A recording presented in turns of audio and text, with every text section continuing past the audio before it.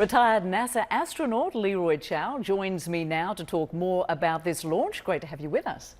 Great to be with you. So, making space history, the first crew of amateur astronauts successfully launched and entered the Earth's orbit Wednesday. As a retired astronaut yourself, how do you feel about all of this? Oh, I think it's great. I think it's a natural evolution of commercial spaceflight, a very significant milestone. I mean, we had the first non-professional astronauts flying with NASA, I guess back in the early 2000s. And so for it to come to this point where we have actually a completely amateur crew with no professionals on board, able to take over manual control, this is a big step.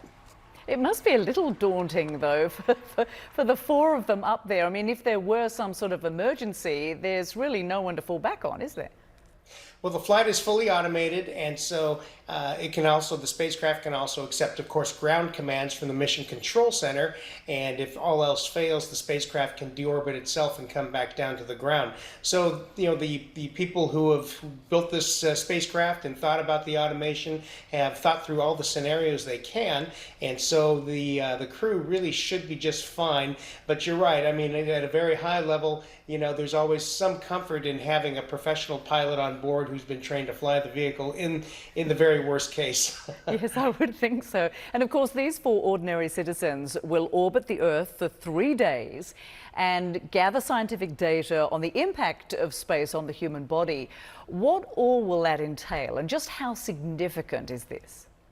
The flight, of course, is relatively short. It's only 3 days long. The reason we fly longer missions aboard the International Space Station, typically around 6 months at a time, is we want to collect data on the physiology and the biomedical effects of long-duration spaceflight so that we can make plans for going to Mars and come up with what we call biomedical countermeasures to try to keep astronauts healthy and safe on a long voyage like that. So 3-day mission, it's, we'll learn some things. We'll get some interesting samples from these folks. They have some other experiments planned as well.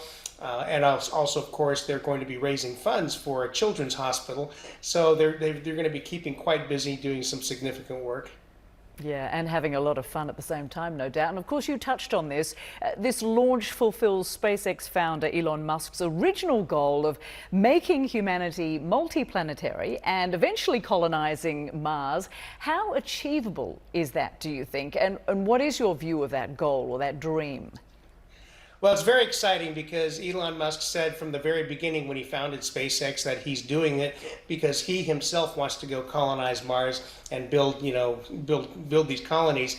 So he's pushing the limits, he's pushing the boundaries. He, of course, already has his company and engineers working on the next generation spacecraft called Starship and Falcon Super Heavy boosters being designed to be a fully reusable system.